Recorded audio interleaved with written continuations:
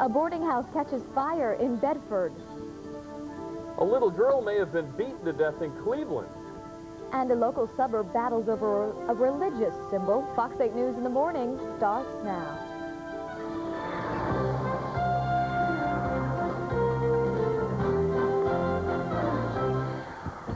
Good morning, everyone, and happy Monday to you. I'm Stefani Schaefer in for Macie, McInnis. Bill Martin, good to see you this morning. Andre's outside, saw the premiere to X-Files last night. That was very good last night. Yeah.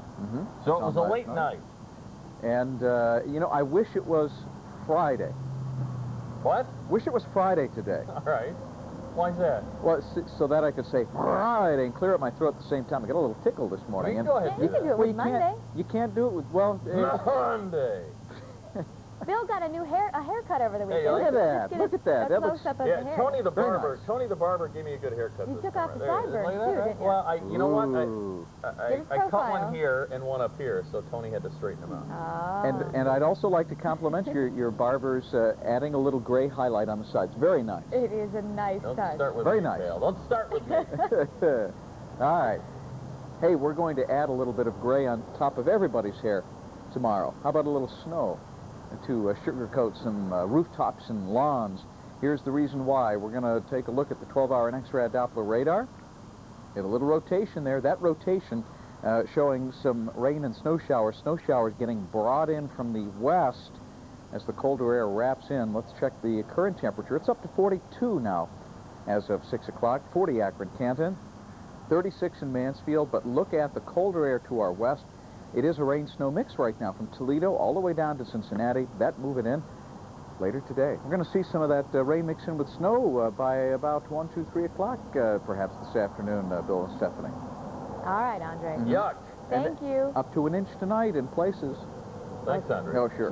Throw the log on the fire. Ooh, I'd say. Well, I have to say hello to Missy at Value City in Euclid. I saw her over the weekend, and she watches at this hour. Hi, Missy. Nice to see you this morning. Good morning. Value City. I like Value City. I love Value City. You go in, you get a sport coat for $10, John. No, I missed what you said about your haircut. Was that Tony the barber or Tonto the barber? Tony the barber. Hey, Tony's got family, so watch out. Oh. What do you mean by family? Never mind. I don't want to know. Yeah. Well, the week isn't off to a very good start for some people living in Bedford and Cleveland, that's for sure. They had two separate fires sweeping through their homes out there this morning. Fox 8 News reporter Janice Edwards live at East 153rd and Ohio Avenue, and she's got the latest. Good morning, Janice. What can you tell us? Good morning, John. What I can tell you is it's been an extremely busy morning for firefighters. I'm at the scene of one of the fires that broke out only a couple of hours ago, sending 2 families out into the cold. Now, at this point, firefighters have left the scene here, but they're still not exactly sure what started this fire. In all, 7 adults and 3 children had to run outside into the cold, while firefighters made quick work of the fire, bringing it under control in about 20 minutes. Now, fortunately, no one was seriously injured, although there you see there one woman who suffers from asthma was given oxygen. She was taken to the hospital to be checked out, and she's since been treated and released. Meanwhile, an hour earlier in Bedford, a boarding house catches on fire. And now investigators are looking into the possibility that the fire was deliberately set. The Red Cross on the scene passing out blankets. And although it doesn't appear from the outside there's too much damage, 2 people were life-flighted to the hospital and are being treated right now for their injuries. One of the women who lives in the boarding house describes what happened. I was listening to my radio. I turned my radio off, and I heard the smoke alarm in the back door in the back rooms. And I went out and ran through the alley, opened up the back door, and the whole hallway was full of smoke. And I ran back through the front area and just started screaming, fire, fire, and everybody just came running out.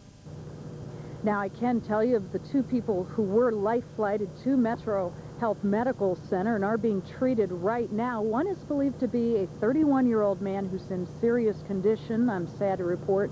The second gentleman is 49 years old. He's doing a little bit better. We're told he's in satisfactory condition. Again, that fire in Bedford, they're looking into the possibility it was an arson. This one, they're still trying to figure out the cause.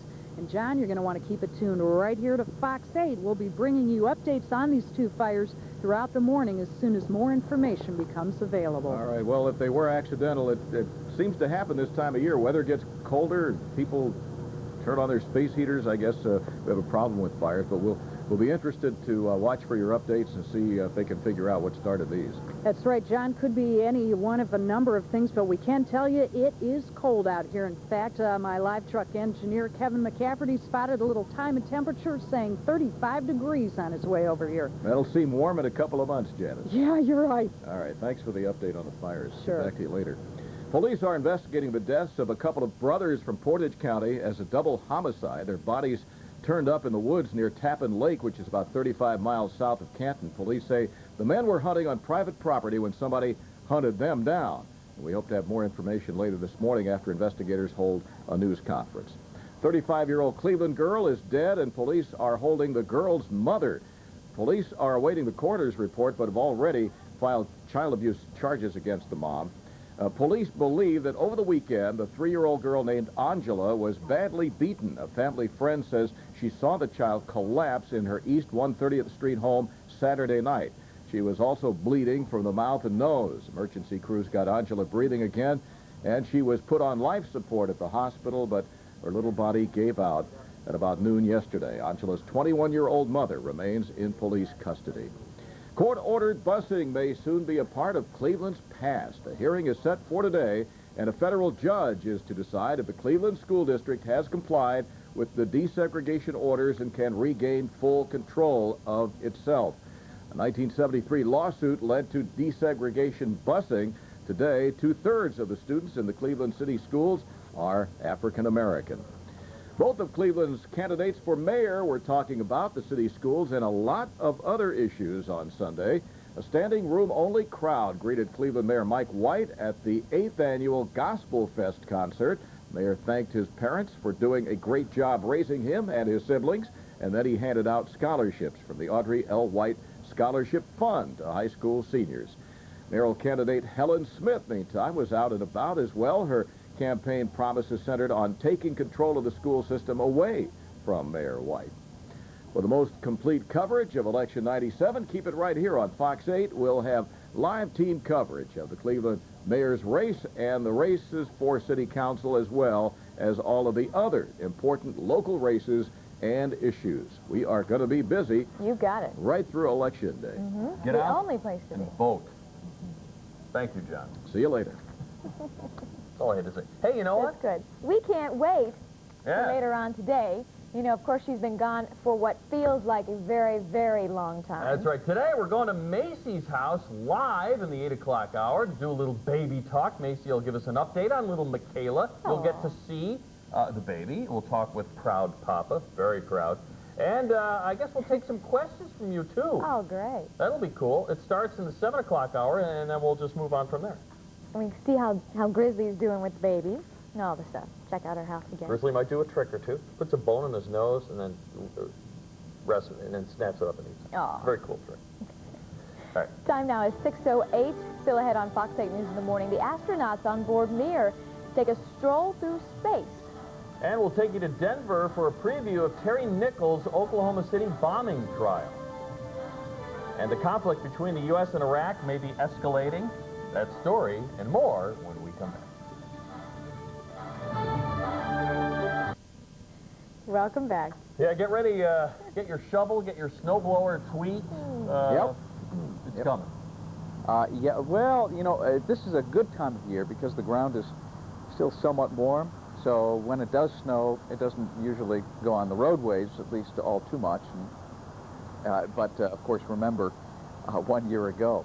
It was 1 year ago today that we started seeing a whole lot of snow. And of course, it was 2 worlds apart. It was like 2 worlds from Geauga County out to Medina County. What a crazy, crazy time that was. Hey, it's starting to rain here in the front yard as we speak, but it's rain, not snow. That'll change. Let's see what's happening. Today's winning Weather Spy photo. Martha Lewis, who is from Shelby, Ohio, sends us this picture, photograph, circa 1985. And she said these are all pumpkins, except the one which is just out of the picture, which is a white gourd. At any rate, this was while they were in business. selling many of their wares, and some of the hot sellers were those face-painted pumpkins. Thank you, Martha. Right now, we have a current temperature of 42, dew point 39, humidity 89%, south wind 13, pressure 2960, only 1/100th of an inch of rainfall yesterday.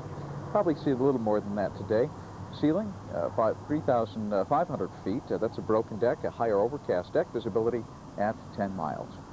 Look at the giant swirl of cloud cover here. That is indicative of low pressure just east of Chicago, not only at the surface, but there's also one aloft just north of the Great Lakes. The two in tandem will not move very much over the course of the next several days. Current temperatures look like this. 42 Cleveland, but notice the colder air wrapping around and underneath us. Lexington, Kentucky at 35 this morning. Atlanta, Georgia almost as cold as we are at 44.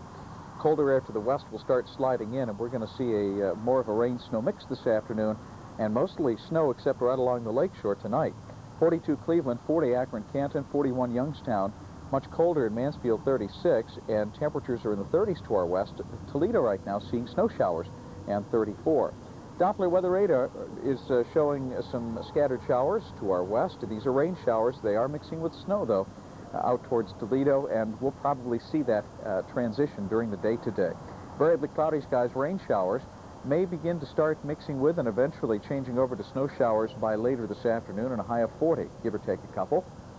For tonight, snow showers, perhaps up to an inch in the high ground east of Cleveland, and the higher terrain, overnight low 33. For tomorrow, pardon me, variably cloudy, a chance of snow showers, and 41. The snow showers will quit on Wednesday, 45.